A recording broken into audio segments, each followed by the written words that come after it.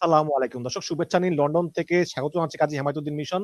সাম্প্রতিক বাংলাদেশে ঘটে যাওয়া নানা বিষয় নিয়ে আমাদের সঙ্গে আছেন। নমস্কার, আমি তরুণ ঘোষ। ভারত 12টা নিউক্লিয়ার ওয়ারহেড যোগ করলো নিউক্লিয়ার সাবমেরিনের সঙ্গে। নিউক্লিয়ার ওয়ারহেড, এই ওয়ারহেড কিন্তু আমাদের ট্রায়াডে রয়েছে।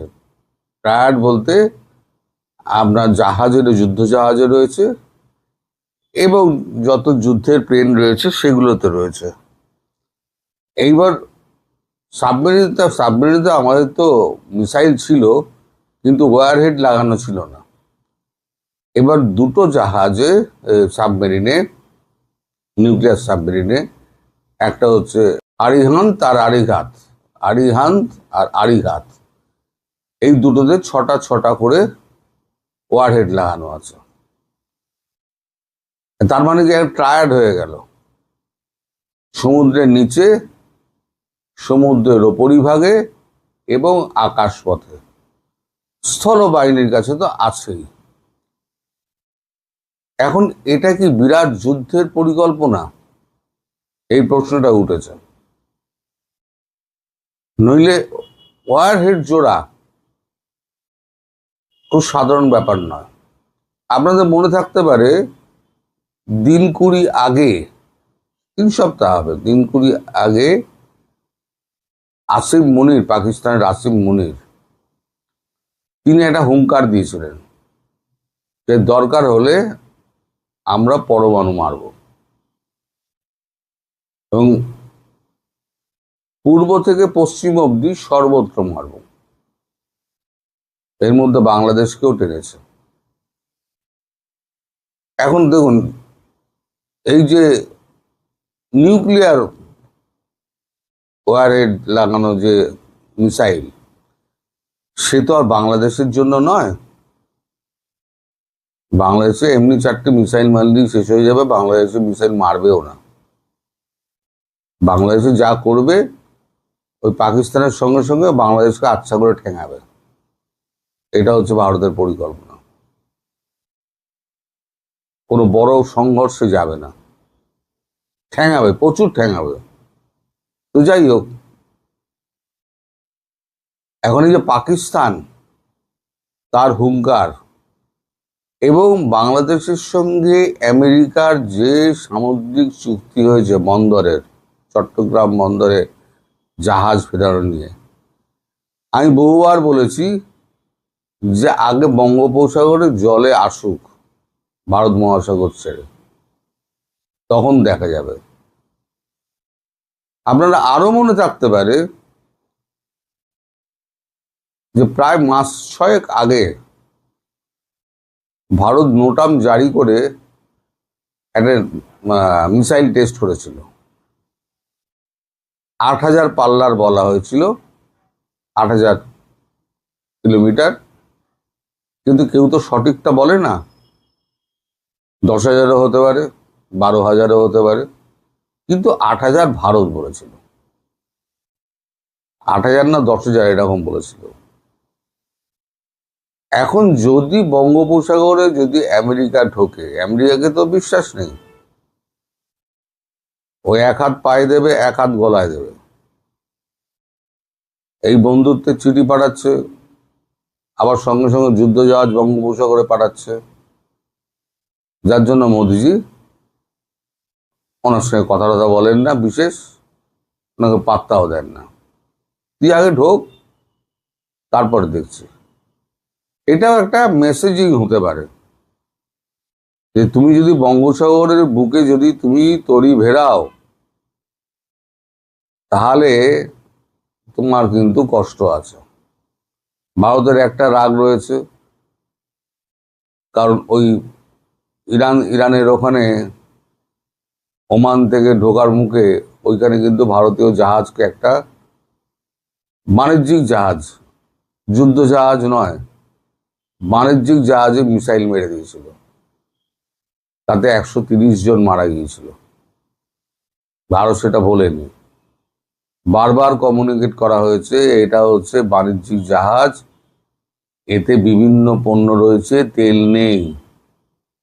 আমাদের হরমুজ প্রণালী ক্রস করতে দেওয়া হোক। বা আমেরিকা বলছে যে আমরা কোনো বার্তা পাইনি, এদিকে আমাদের ট্রান্সক্রিপ্টে রয়েছে সমস্ত বার্তা ওরা রিসিভ করেছে। তার মানে জেনে শুনে ইচ্ছে করে একটা পণ্যবাহী জাহাজকে অ্যাটাক করে নিজের বাহাদুরি দেখালে। তুমি কত বড় বাহাদুর! এই যে শোনা যাচ্ছে না, একটা বৈঠক হবে জেনেভাতে না কোথায়, ইউরোপের কোথায়, শান্তির বৈঠক। ইরান বলছে আমি এরকম কিছু জানি না। ট্রাম্প একদিকে বৈঠকের কথা, শান্তির বাণী কথা বলে, তারপরের দিনই গিয়ে বোমা ফেলে। দুমুখো সাপ। এখন ভারত আরো টাইট করে অবস্থায় বসে গেছে, না বাংলাদেশকে সাহায্য করতে দেবে না পাকিস্তানকে সাহায্য করতে দেবে।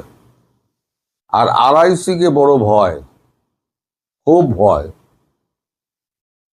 পুতিন এর মধ্যে আপনাদের বলেছিলাম, বেজিং এর সঙ্গে কথাবার্তা বলে, জিনপিং এর সঙ্গে কথাবার্তা বলে মোদির সঙ্গে কথাবার্তা বলেছেন, এবং মোদি সম্ভবত একবার বেজিং যাবেন, অথবা শি জিনপিং একবার ভারতে আসবেন। মানে পুতিনকে সঙ্গে দুই দেশের রাষ্ট্রনায়ক, দুই প্রেসিডেন্ট ভারতে আসবেন RICর গঠন নিয়ে। এটাও ভারত আমেরিকার একটা মাথা ব্যথার অন্যতম কারণ। RIC গঠন যদি হয়ে যায়, ইরানকে সঙ্গে যদি নিয়ে নেয়, বাংলাদেশকে সঙ্গে যদি নিয়ে নেয়, তাহলে একেবারে আমেরিকা পুরো আলাদা হয়ে যাবে। আমেরিকা পুরো চাপে পড়ে যাবে। কারণ এশিয়ার আর কোনো দেশ নেই, কারণ মায়ানমার কিন্তু ভারতের সঙ্গে আছে, মনে রাখতে হবে। এশিয়ার আর কোনো দেশ নেই, সেই কাম্বোডিয়া থেকে আপনি থাইল্যান্ড বলুন, আর বলুন কি বলে ভিয়েতনাম বলুন, কেউ কিন্তু এই তিনটে দেশের প্রভাবের বাইরে নয়। সবাই এই তিনটে দেশের প্রভাবের মধ্যেই রয়েছে। সুতরাং এই তিনটে দেশের বাইরে গিয়ে কোনো কিছু করবে সেটা কিন্তু সম্ভব নয়। ফলে দক্ষিণ পূর্ব এশিয়া এবং পশ্চিম এশিয়া, অর্থাৎ ইরান, আমেরিকার হাতছাড়া হবে। মানে সে রেড সি ছেড়ে, রেড সিতেও সে নিরাপদ নয়। ওখানে হুতি আর হামাস বসে আছে, কাউকেই এখন নিশ্চিহ্ন করতে পারেনি। কিন্তু ইসরায়েল রোজ দাবি করে যাচ্ছে ও মেরে যাচ্ছে, কিন্তু হুতি হামাস কাউকে কিন্তু নিশ্চিহ্ন করতে পারেনি। গাজা উনি অর্ধেকের বেশি ধ্বংস করে দিয়েছে, সাধারণ মানুষ মেরেছেন।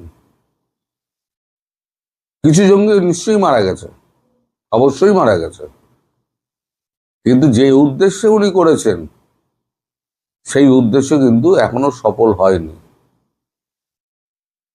আর এত বছর স্যাংশনের পর ইরান যদি বেঁচে থাকে, একটা প্রাচীন সভ্যতা, বলেছি না বারবার, একটা প্রাচীন সভ্যতা যদি বেঁচে থাকে, তাহলে পরে তাকে শেষ করা কিন্তু খুব মুশকিল।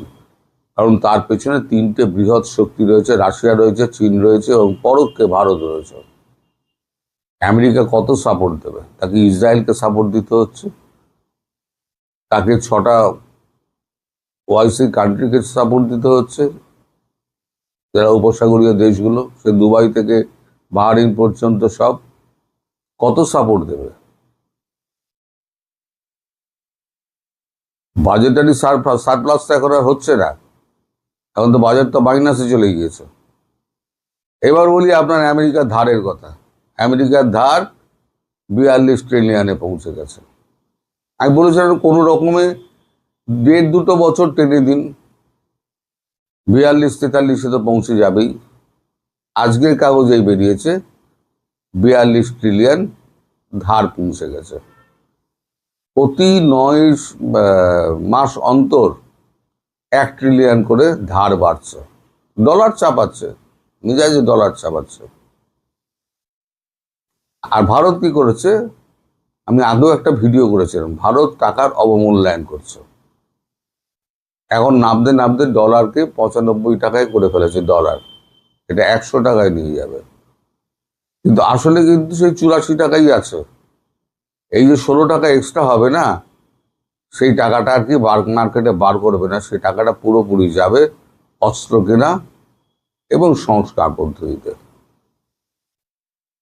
ফলে এই যে কূটনৈতিক জটিল খেলা শুরু হয়েছে, তার মধ্যে সব থেকে বেশি চাপে পড়বে এই বাংলাদেশ নামক ছোট রাষ্ট্রটি, যার না আছে সৈন্যবল, না আছে অস্ত্রবল, না আছে আপনার অর্থনৈতিক শক্তি, কিন্তু মুখে মারিতম জগৎ, মুখে এমন বড় বড় কথা বলবে।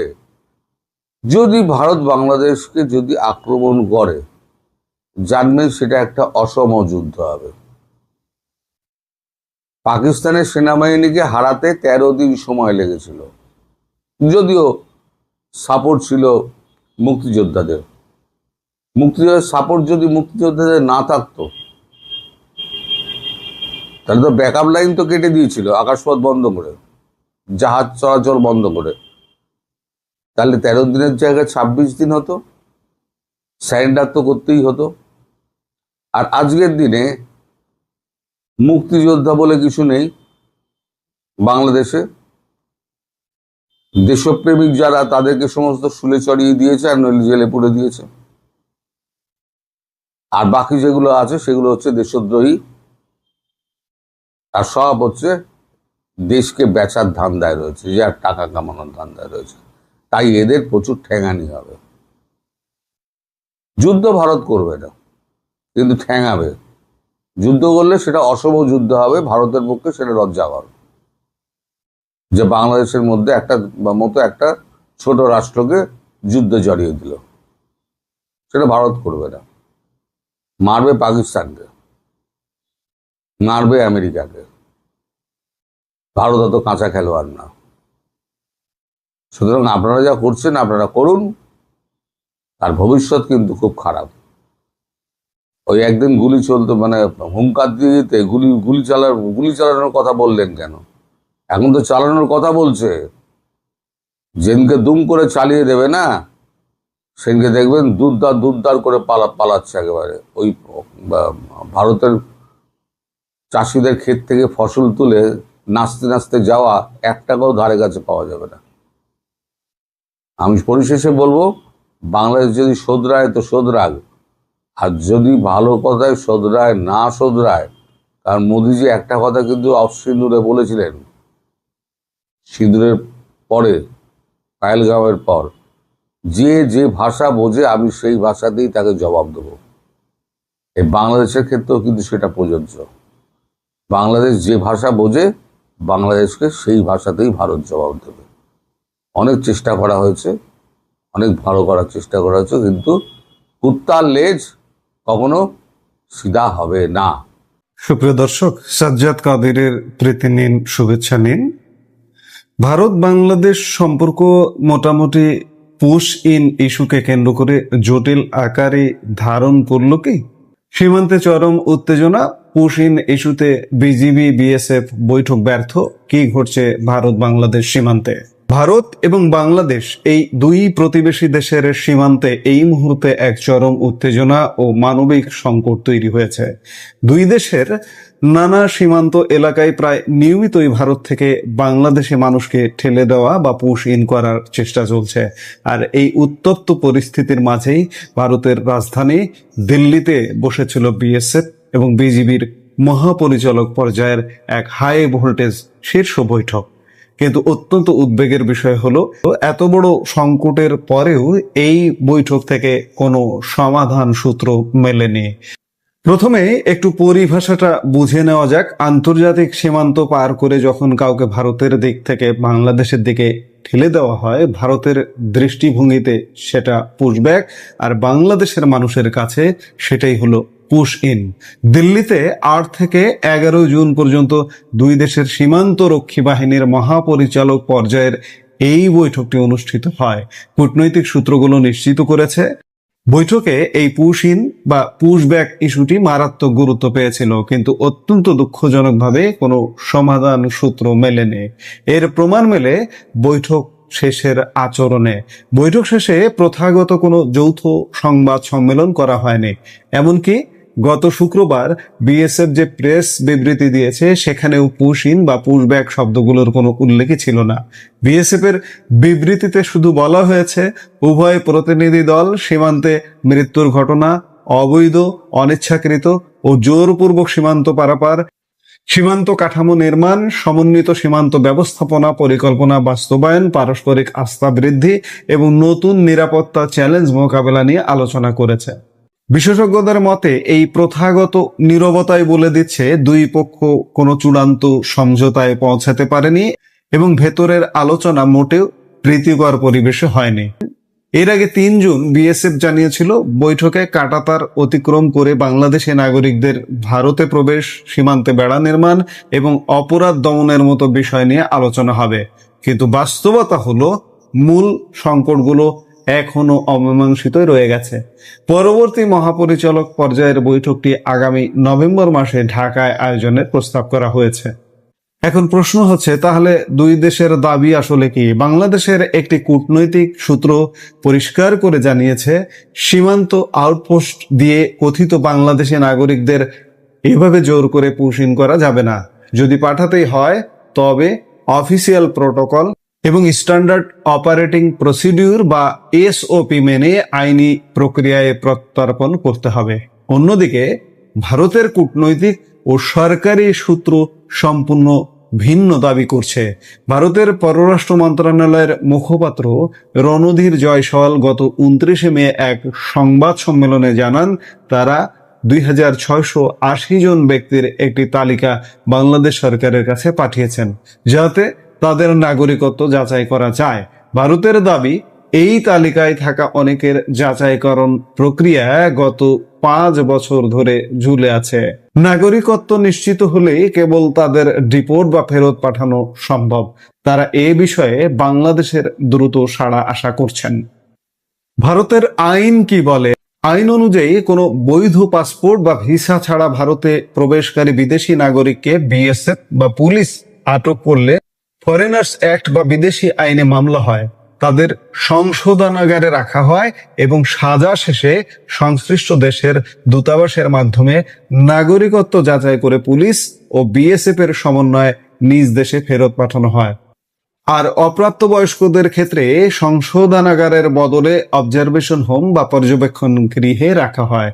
এই পুরো বিতর্কটি এখন নতুন মাত্রা পেয়েছে পশ্চিমবঙ্গের সাম্প্রতিক রাজনৈতিক পরিবর্তনের কারণে। গত মাসে অনুষ্ঠিত বিধানসভা নির্বাচনে পশ্চিমবঙ্গে প্রথমবার ক্ষমতায় এসেছে ভারতীয় জনতা পার্টি। আর মুখ্যমন্ত্রী হিসেবে দায়িত্ব নেওয়ার পর শুভেন্দু অধিকারী স্পষ্ট ঘোষণা দিয়েছেন, পশ্চিমবঙ্গের সীমান্ত সুরক্ষা জোরদার করা এবং রাজ্য থেকে অবৈধ অনুপ্রবেশকারীদের ডিটেক্ট, ডিলিট, ডিপোর্ট করাই তাদের অগ্রাধিকার।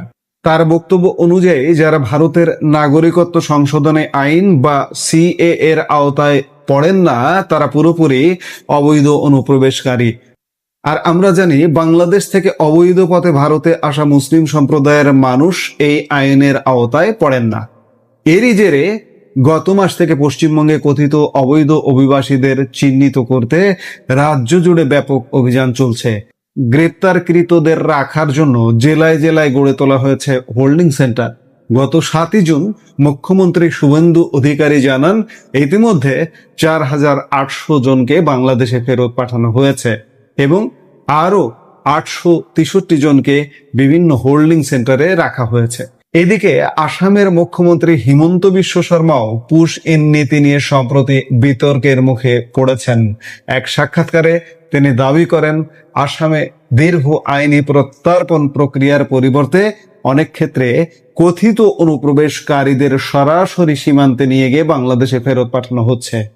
এর তীব্র প্রতিক্রিয়া জানিয়ে বাংলাদেশের পররাষ্ট্রমন্ত্রী খলিলুর রহমান বলেছেন, ভারতের এই পুশ ইনের বিরুদ্ধে বাংলাদেশ যথাযথ পদক্ষেপ নেবে। অবস্থাটা এমন দাঁড়িয়েছে, বাংলাদেশ পদক্ষেপ নেবে বলছে, ওই পদক্ষেপ নেওয়া কথার মধ্যে বাংলাদেশের কেউ কেউ বলেন যে ভারতের সাথে চোখে চোখ রেখে কথা বলতে হবে। ভারতের সাথে চোখে চোখ রেখে কথা বলতে গিয়ে চোখ কানাও হয়ে যাচ্ছে।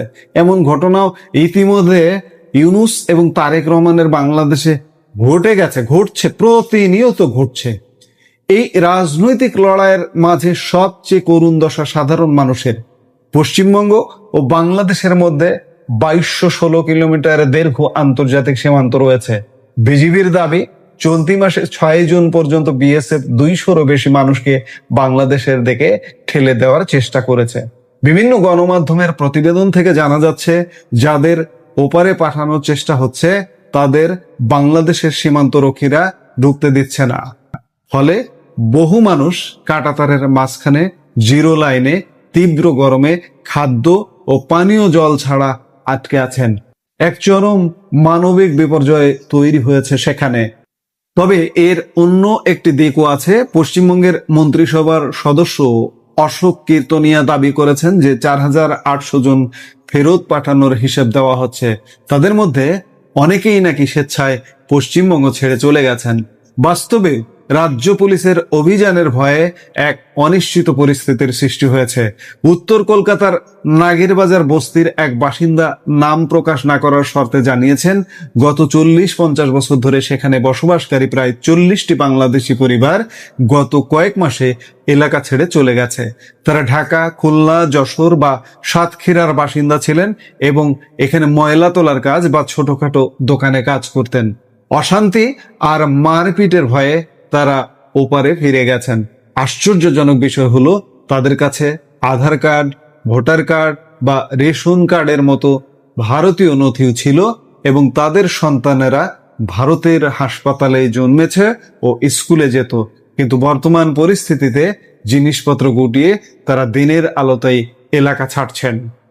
সীমান্তের এই পুশ ইন এবং পুশ ব্যাক সমস্যাটি কেবল দুই দেশের সীমান্তরক্ষী বাহিনীর আইনি বিষয় নয়, এটি এখন একটি বড় রাজনৈতিক ও মানবিক সংকট। একদিকে ভারতের অভ্যন্তরীণ নিরাপত্তা ও আইনি কড়াকড়ি, অন্যদিকে বাংলাদেশের সার্বভৌমত্ব ও জিরো লাইনে আটকে থাকা মানুষের হাহাকার। আগামী নভেম্বরের ঢাকা বৈঠক কি পারবে এর কোনো স্থায়ী সমাধান দিতে? নভেম্বর দূর কি বা, নভেম্বরের আগেই অনেক কিছু ঘটে যাবে।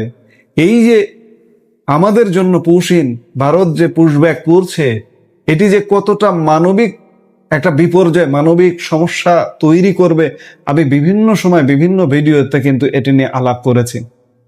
কমপক্ষে 40-50 লক্ষ মানুষ, আর ভারতীয় সংসদের দাবি তো আরো অনেক বেশি, 2 কোটির বেশি।